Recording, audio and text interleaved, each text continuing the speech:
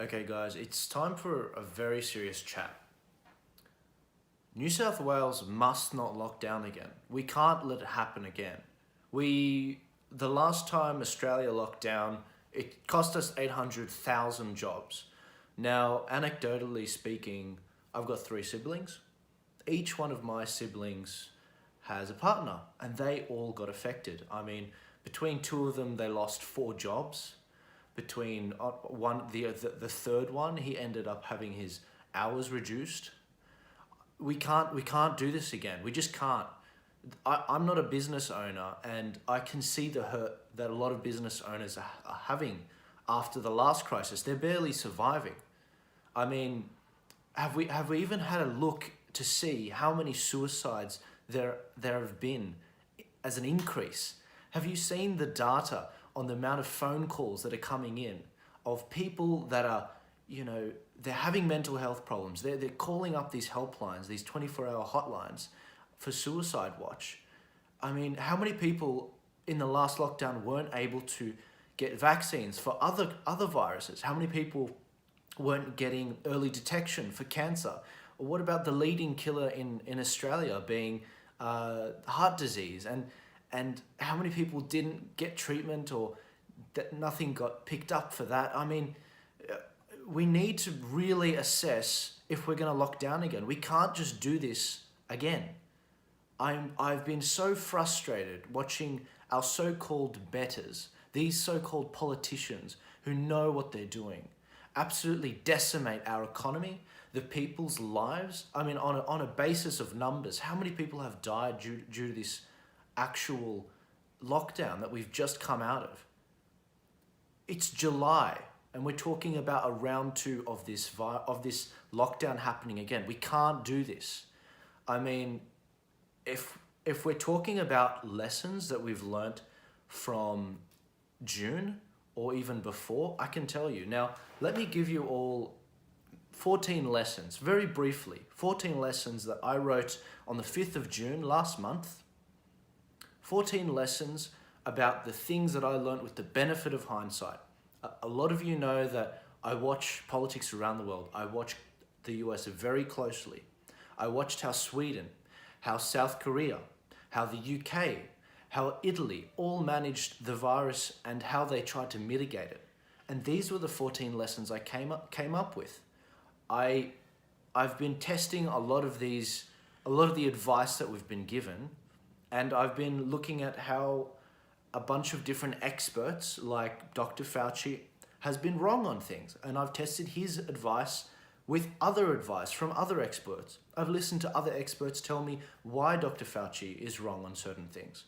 And it's been absolutely amazing to see these lessons that I've drawn out of this. I'm not I'm not from a medical background. I work in the construction industry. I've got logic. How about that? And to see our politicians make the same bloody mistakes again and again and again. We've just seen these last couple of days, Victoria lock down 10 of their suburbs, and they're making the same damn mistakes that we had not so long ago. Why are we doing this again? We know the lockdowns don't work. We know that more people infect each other in their houses. We know that Sweden has probably adopted the superior model for dealing with this. So bear with me. I know these 14 rules, it's boring, but this is very important. I honestly feel this is very important. When I wrote these rules down, I gave the officials the benefit of the doubt. I was like, okay, none of us knew what we were dealing with when this virus came out. The Chinese local government, they didn't really talk to their own government even. They didn't really talk to the world, even though they were meant to, as per a 2015 agreement on pandemic management, a global agreement that they signed on to. No one listened to it in China.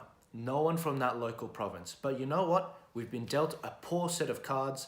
We dealt with it as best we could. We thought lockdowns were the way to go. And I believe that it wasn't. And that's not my belief. I base it off a number of different experts who have factually picked it apart and showed how places like Sweden were superior. So these are the 14 lessons I picked up all the 14 rules. I'll tell you if there's one where I'm feeling a bit, I'm not sure. But I especially want the conspiracy theorists out there to listen very closely, because my views on this, they do not align with everyone's. Okay, I'm definitely going to make a lot of enemies, especially among the conspiracy theorists of this. I mean, many conspiracy theorists are still caught up about the 5G towers starting this virus. Give me a break, okay? 5G is in 10 countries, and the coronavirus is in every country except probably Antarctica. Now, I've had some time to think about the coronavirus and how it could have been better handled. And this is the first lesson I learned. Shut down the borders immediately. Number one, the US did that. Australia did that straight away. You know who didn't do that? The UK. And they copped it. They absolutely copped it. Now, lesson number two. We need to repatriate all Australian citizens back to Australia immediately. Now, when I say some of these rules, this is about the first wave. Australia did this very well. I mean, one of my cousins, he was in Spain when this outbreak happened, and he was called back immediately. They pretty much escorted him back to the airport straight away. Now, lesson number three. Protect the nursing and retirement homes as a top priority. Why is that the case? With this particular virus, I don't know how many of you looked into this, but everyone generally knows that it affects people that are much older. And when I say much older, I mean 60 plus.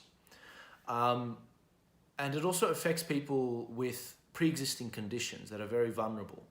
Now, I don't know if any of you knew this, but with this rule number three, it's very important. 70% of the deaths in New York State were in homes because the trash governor, Andrew Cuomo, he forced sick elderly people from those homes who said they were sick, he forced those people back into the elderly homes instead of being isolated in a hospital. So that resulted in 70% of their deaths in that state being from those nursing homes. Now today, 45% of all the deaths in America have been due to nursing homes. What does that tell us? That tells us that we need to disproportionately protect the nursing homes. Aren't I a genius? This isn't new. This isn't rocket surgery. This is ridiculous. Let's move on. Let's keep the ball rolling. Now, rule number 4. Vulnerable people in the population with pre-existing conditions or elderly people must choose their own level of risk on whether they should go out. But the government should strongly recommend that they don't. I don't want to see the government enforcing this. People are intelligent, believe it or not. If you are forthright with people, if you give them all the facts, and if you say, make your own decision up in this particular case, people were already social distancing. People were already wearing masks. I mean, a local shopping center where I live near, there's a big Chinese and Asian population. They were all wearing masks in that shopping center. They were all wearing masks. And that's great. That's good. That shows they're smart. It shows you can trust people to do what they should be doing. Let's keep the ball rolling. Encourage people to socially distance and do all of the other hygiene stuff that you usually recommend. And, you know, we all know what we have to do. We shouldn't be, shaking hands as much as we should have. Maybe if it's your mate, fist pump, or, if it's a business meeting, an elbow pump or whatever. Wash your hands, if you share a kitchen with people at work, you know what you have to do. Everyone knows what they have to do. It's common sense. Now, moving on from that, people were socially distancing, except, I don't want to go into the Black Lives Matter movement, but there was not social distancing happening with 60,000 people, protesting around Australia. That was not something we saw. So and I haven't seen a single head roll because of those marches. Not one. Not even in Victoria. And we know there were 2 cases of people that were with coronavirus in those marches in Victoria. But let's keep the ball rolling. Lesson number 6. Encourage wearing face masks when you're out and about in large, closed public areas like shopping centres. Face masks work. Now, I want to debunk something very quickly for you guys, very quickly. In the US, because this is a great case study, Dr. Fauci, which a lot of conspiracy theorists have been slamming, originally he said that face masks don't work. Why did he say that? He recently said to Congress, because he just testified this last week to Congress, he said the reason why he said that was he was worried about there being a shortage of masks for the doctors and nurses that really needed it in treating the patients. You need to understand, they were worried about there being this massive outbreak and there being a massive shortage and the healthcare system being completely overrun. Well, the fact of the matter is, it wasn't overrun. The US healthcare system actually coped quite well. Now, I mean, even in New York State, Trump, he actually sailed a medical ship up into the docks of New York State, and they didn't even use that. There were a number of different military medical camps that were set up around America, and they weren't used at all, not one patient. So the medical system wasn't overloaded. Now, the reason why Dr. Fauci said that face masks didn't work originally, as I said, was because he knew that this is the funny thing. If he was forthright, that would have been the better way to handle this. But instead of being forthright and saying this is what works, he tried to be clever. He tried to say, if I say face masks work, people will rush out and get them. So I need to be careful and say face masks don't work so that we can have time to get as much as we need for our essential staff working in these hospitals. Wrong move. Wrong move. In fact, the US ramped up their production of masks so that they never really had a shortage of masks. They were fine. And as a result, people were now left confused. The conspiracy theories ran wild. People don't want to wear masks. It's ridiculous. People think they're getting muzzled if they have to wear a mask. Be smart when you're wearing a mask. I mean, if you're out and about, if you're with people who you live with and you're out and about, I don't think you have to wear a mask. In fact, being in the fresh air, believe it or not, is the best way to kill the virus, get some vitamin D into you. But what we can't have is a situation where the government is not, it's making the people lose trust in what they say. We can't have that, because then they won't listen to you with these genuine issues that come up. They won't trust you. We can't get that trust back. It doesn't matter which administration it is. It doesn't matter in Australia if it's a Liberal or Labor, if it's a Democrat or Republican in the US. You need to retain the trust of the people, and the best way of doing that is being as 100% transparent as you possibly can. Wear a mask, people. I'll tell you when masks work really well, when everyone wears them. When everyone wears them. In fact, masks have been proven to show that people touch their faces less because they're wearing the mask. Now, if you put a mask on a kid, the kid's, good luck keeping the mask on the kid, But thankfully, in places like Iceland, I don't think they've registered a single death from a child with the coronavirus, so that's good. But adults, especially older adults, you need to be careful. Let's keep the ball rolling.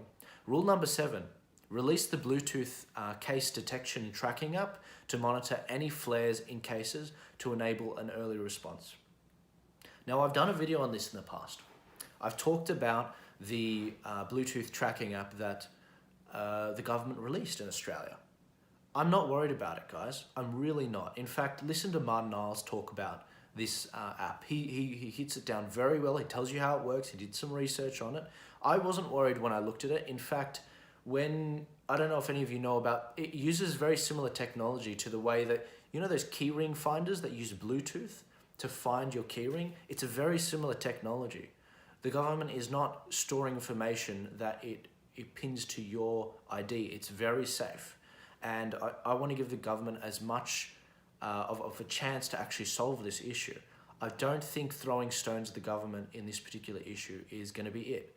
Just stop, and this is where I'm making enemies on this. Conspiracy theorists, I have a great respect for you because quite often you're right. But in this particular case, it's stupid. It's honestly stupid. You need to pick your battles, okay? Let's keep the ball rolling. Rule number 8, you need to ramp up production of PPE gear and ventilators and prioritize medical professionals receiving them. In Australia, we had a relatively small supply of ventilators. I think I think we had something like 4,000 ventilators in total. A place like America was really well prepared. They had 150,000 ventilators, and the rate that they were producing ventilators was phenomenal. I mean, Tesla alone, I saw them produce 2,000 ventilators. That's half of our supply that we started with in Australia. Now, we have offshored a lot of our manufacturing. That was a bad move.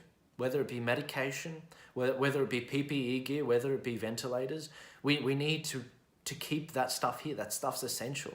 We've known that this pandemic could be a problem. And that's just the way the cookie crumbles in this particular case. So that's something I think we handled really well. In Australia, we didn't have a big problem, but then again, we didn't have a massive outbreak. Let's keep the ball rolling. Rule number 9, don't shut the economy for the love of God. Do not shut the economy. Young people, 45, maybe 50 and younger, they can keep the economy going. If you're older and you're working, that's fine. We can have you guys working from home. But if you guys look at the fatality rate from this, why are we locking up people younger than 40 to stay in home?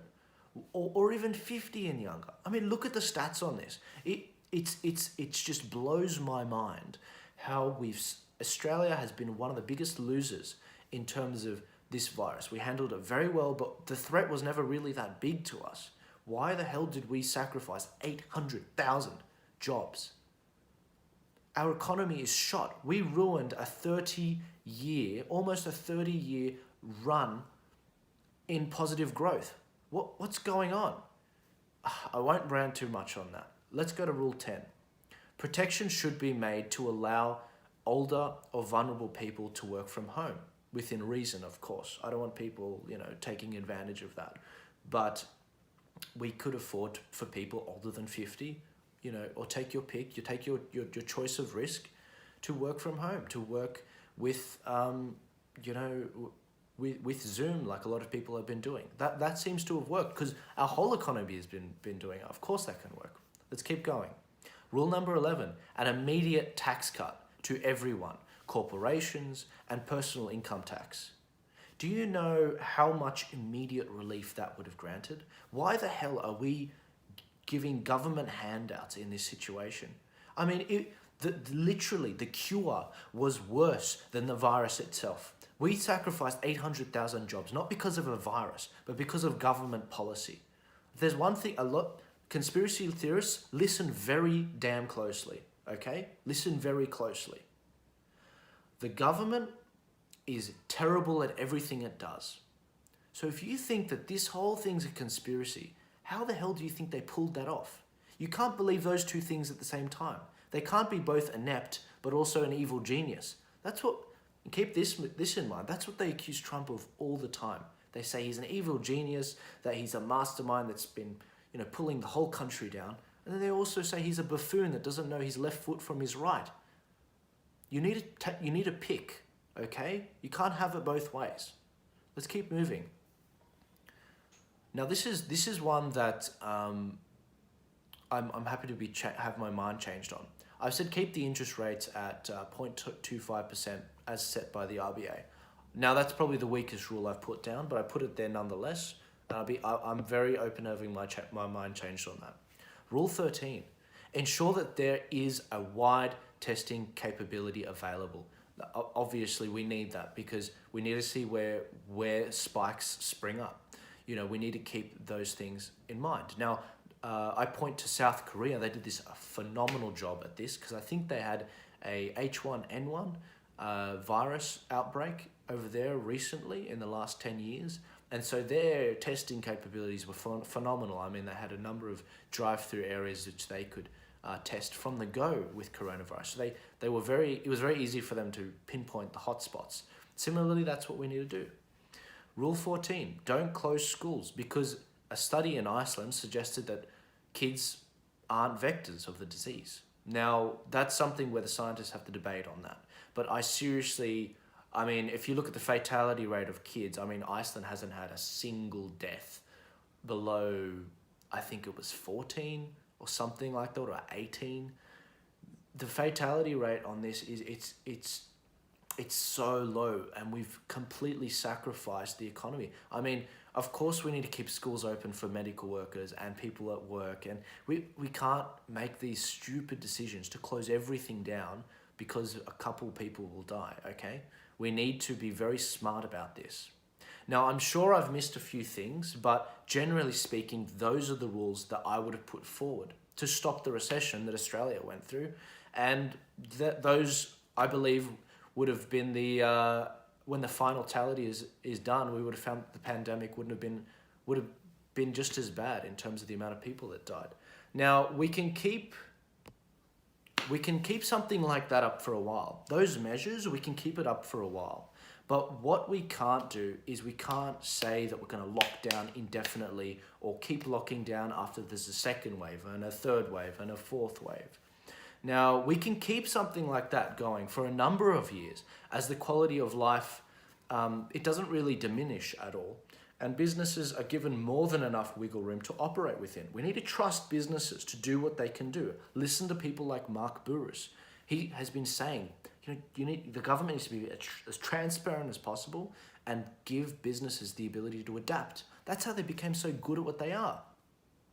People keep forgetting that we need to keep this up, whatever this is, to manage the pandemic for a long time. In fact, we have to keep it up until a vaccine comes around. Now, if it's something like AIDS, which took like 30 years or something, 25 years to find a vaccine, we might not even find a vaccine for this. So we need to find a sustainable way to manage this. Now, we need to find a comfortable way to manage this until a vaccine comes around or until we reach herd immunity. At least this way, we can reach herd immunity sooner, but also prevent any threat of a second wave, as we've seen with nations such as China, which, last month had to lock down tens of millions of people, including places like in Beijing. Now, obviously, hindsight is 20/20 vision, and I'm getting these pointers from watching what's happened around the world, Sweden especially, the US, South Korea, and Italy. But honestly, guys, I think those are probably really good general rules to follow. So now when we look at Australia and we look at Victoria locking down suburbs, what do you think? What are they doing wrong? I'll tell you. They should not be locking down those suburbs. They should be protecting the vulnerable in those suburbs. The young people can handle it. You can't shut down the economy. I mean, some of these areas, they will not even listen to you anyway. So what have you sacrificed? They're not going to listen to you again. And this is a long battle. This is a marathon we're fighting with this virus. And my final word is New South Wales must not lock down. It must not lock down. We can't do this again, okay? We can't. People will not listen. There will be riots. I don't want to see another relative of mine lose their job again just because of this virus. And it's not because of the virus. It's because of your policies you pick. We can do better. We can manage this better. We have the benefit of hindsight. I have granted you the benefit of hindsight by saying we didn't know what we were dealing with, but we can do better now, okay? Now, we've elected you only a year ago to do better. Can you do better? Okay? That goes for both Liberal and Labor. We need you to work together on this. Okay? Stop trying to kneecap each other. It's ridiculous. Come together. You can do this. I believe in you. Thanks.